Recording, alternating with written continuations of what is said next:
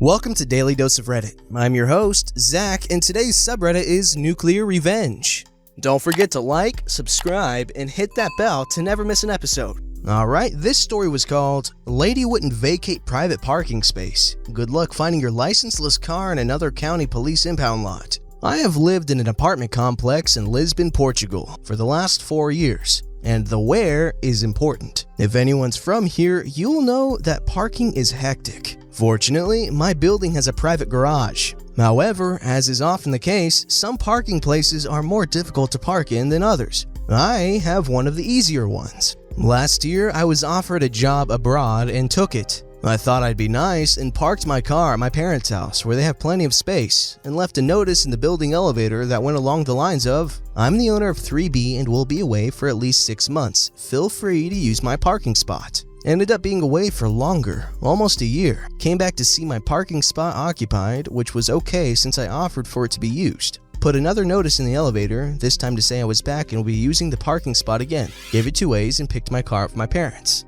Went into my garage and my space was still being used. Had to park somewhere on the street and decided to give it another day. The day after, it was occupied again by the same car. I asked a couple of neighbors and figured out it belonged to a lady living 2 stories above me. I went up to talk to her and she immediately got defensive and said that her parking spot is very difficult for her to park in. And since I was away for longer than I had announced, I lost the space. Which is very stupid logic, as the spots are bought with the apartment. It literally belongs to me. She also told me I couldn't use her parking space instead as she was using it for storage. I went to the building admin who said he'd talk to her. He did and came back shaking his head. Nothing. I sent a registered letter telling her to stop using my space and giving her 48 hours to take her car elsewhere. The next day, I saw the unopened letter in the garbage bin beside the mailboxes. That was the final straw. I talked to a friend who owns a towing company. We chose a Saturday morning. The last few weeks she hadn't left home on Saturdays.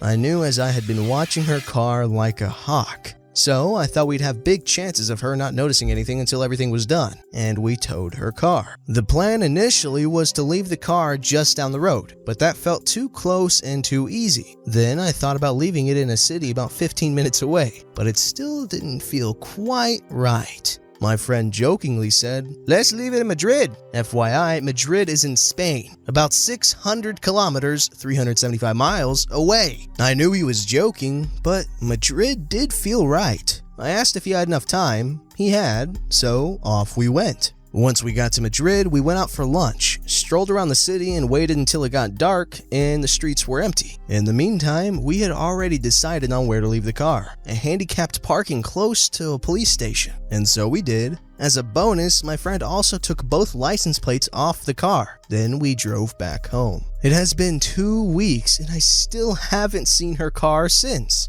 One of these days, I might leave a letter in her mailbox telling her to contact Madrid police. But in the meantime, I'll enjoy being able to use my parking whenever I want to. Ooh, you hear that? That is your Geiger counter going off because I declare this revenge officially nuclear. This was perfect. Mwah. Alrighty guys, this story was called Drive Long Sharp Nails into My Fence? Kill my vine? Enjoy the weeds my siblings with? This happened in the summer of 1974, when I was 4 years old. When I was a kid, we had a next-door neighbor who was a total megabeep. Megabeep was a 40-something woman who liked high heels, mules, big jewelry, lots of makeup, and wore long, flowy kaftans in garish colors that did not flatter her. She had a big perm, remember, it's the 70s, a huge butt, and was notorious in our neighborhood for being an entitled dingus. Her favorite thing to do was go onto neighbors' landings, either early in the morning or late at night, and steal decorations and potted plants which she would then put in her back garden. She once even dug up someone's small tree out of their front yard because, according to the neighbor, she felt it would look better in her garden. Total baseball pitcher. For the most part, she left my family alone. My family has a take no poo rep in the neighborhood and she knew it. She'd only glare at me and my siblings when we played outside. She hated kids. Sadly, that didn't last. The glaring, not the kid hating. One day, one of my sisters got badly sliced by a long nail when she went to pick flowers off the passion flower vine on the fence. Turned out, Mega Beep had hammered dozens of long nails into our fence so she could hang potted plants she'd most likely stolen. The leaves on the vine had hidden them until my sister got sliced. She had to get a tetanus shot, which made her sick all day. Mom was angered. So she went out and actually spent the rest of the day hammering each and every nail back out through the fence and back into Mega Beep's garden, causing many of the pots to fall and break. This is probably why she did what she did. About a month later, my mom goes into our kitchen and sees a man in our yard. She goes out and asked, "What the flip are you doing?" Guy tells her he was a gardener and had been hired to get rid of the vine on the fence. Mom asked him who hired him to do this. "The owner of the fence," he told her and gestured towards Mega Beep's house. Mom told him, calmly, since none of this was his fault, that it wasn't Mega Beep's fence and she was the owner. The poor guy was horrified. However, the damage was done. He'd already cut into the hardwood and roots and now our vine was dead. After the poor guy left, Mega Beep stiffed him. We found out later, Mom went to Mega Beep's house and confronted her. That jagweed didn't even deny it. Just laughed in my mom's face and said, "I did it, so what? It's not like you can do anything about it." Then sauntered back into her house. She just messed with the wrong family. 2 days later, Mega Beep went on a 2-week vacation with her husband, also a butthole, to Cabo. Revenge time! The day she left, my older siblings, along with a family friend, decided Mega Beep's back garden needed improvements. So they climbed the fence, went into her garden, dug up all the pretty flowers and small trees, carted them out along with the stolen decorations, and replaced them with high pollen weeds, quick-growing ivy, and lots of poison oak and poison ivy that they'd carefully dug up from a nearby state park. I was too young to help, sadly. We then temporarily moved our 3 dogs into our backyard. Neighbor was afraid of them despite the fact they were 2 Pomeranians and a small mutt. We also had a 9-foot fence, which was too high for her and her husband's fat butts to climb, so we knew our garden would be safe from her. Family excitedly waited. When Mega Beep got back and saw her new and improved garden, she threw the biggest, most epic tantrum and meltdown we'd ever seen.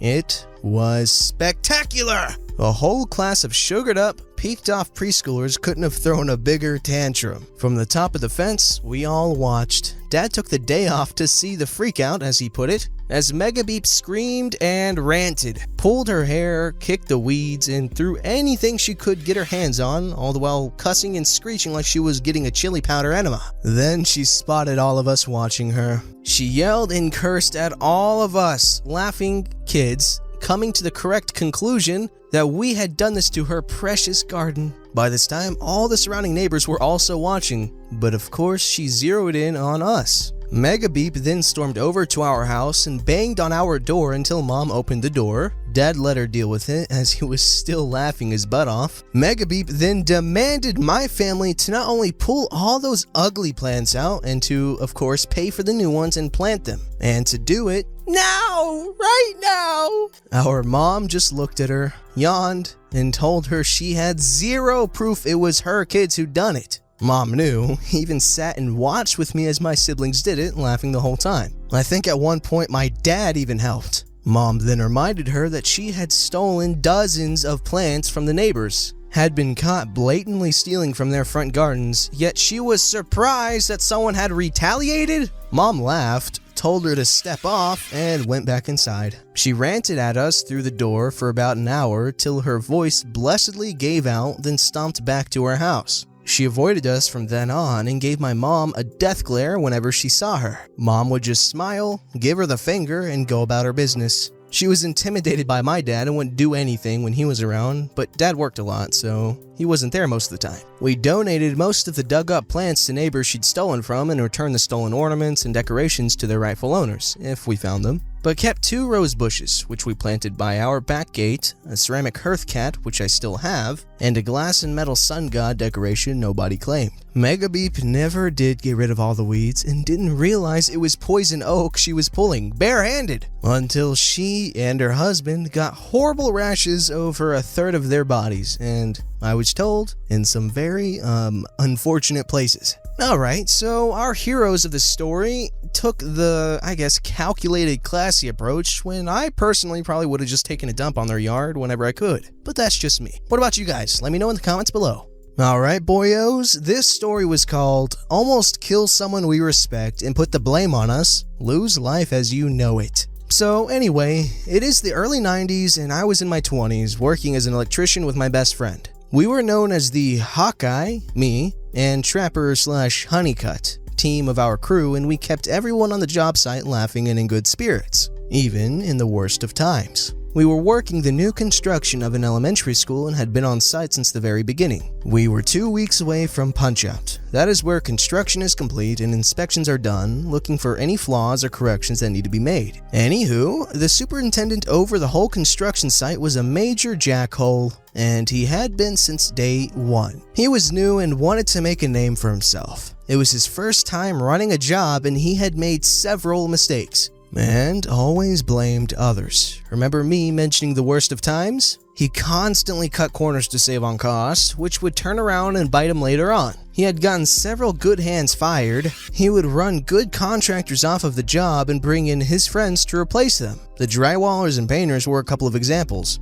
And I had heard that he had half of the plumbers run off and replaced with his crew as well. He was a total jackhole to us electricians as well, wanting us to work overtime but not willing to pay it. He was really wanting to keep us behind so that he could charge the company fines. Our small company finally brought in a couple of extra hands, which really peaked him off even more, because we were starting to catch up. By the time Christmas rolled around, we were ahead of everyone else, and as mentioned, the job was nearing punch-out status. 2 weeks before Christmas, my friend's car, since I was his roommate, I carpooled with him as I didn't have my own transportation. Well, it lost its rear end and we, my best friend and I, missed 2 days of work repairing it. The jackhole superintendent saw this as an opportunity and told our job foreman to have us fired, if not run us off the job site. He tried to kick us off property himself, but since he had no legal means, tried to have our job foreman run us off, citing we were unsafe and a distraction keeping others from getting any work done. His argument was dismissed since, as I mentioned, we were ahead of everyone else. It was the day before Christmas Eve, our last day before we would be off for the holiday. He knew our supervisor, who was visiting that day, was deathly afraid of snakes.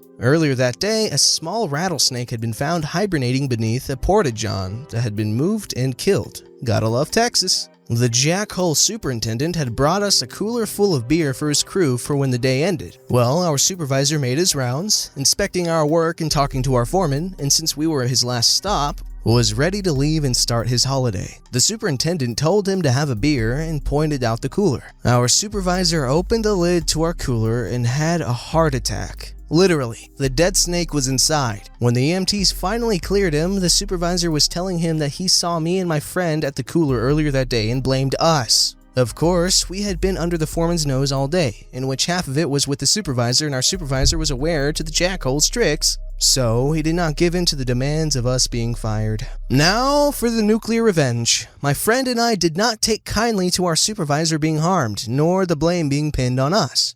Do to us what you will, but do not harm those in whom we have respect. Like I said, it was the last day of work before Christmas holiday. We had Christmas Eve and Christmas off. After work, my friend and I drove to a bait shop and picked up a gallon of Catfish Charlie. For those who don't know, catfish are attracted to really foul odors, and Catfish Charlie was one of the stinkiest baits used for fishing catfish. I mean, one whiff will turn your stomach and your face will turn green. A cast iron stomach is what you'd need to not lose your lunch. We drove back to the school and around back to where the air handler unit was. For those who don't know, the air handler is the main environmental unit of commercial buildings, AC/heating. We opened up the main intake duct and dumped the whole bucket of Catfish Charlie and closed the duct back up. For good measure, we had also added about 1.5 pints of water and stirred into a nice thin paste so that it would not quickly dry out. I did learn that, even though we were longtime smokers, I could hold my breath a full 1.5 minutes and my friend 2 minutes. Probably due to him being ex-military. Neither of us could see for about 10 minutes due to the tears, and it was a miracle we didn't lose the contents of our stomachs. Even in Texas, winters can get cold, including on the coast, and this was a particularly cold winter, staying in the 20s and teens Fahrenheit. It even snowed on Christmas. Not enough to write home about, but this maybe happens once every 10 to 15 years. Remember, this was Wednesday, and like I said, we had Christmas Eve and Christmas off, and then the weekend. 4 full days for that stink bait to stew in the running heat system.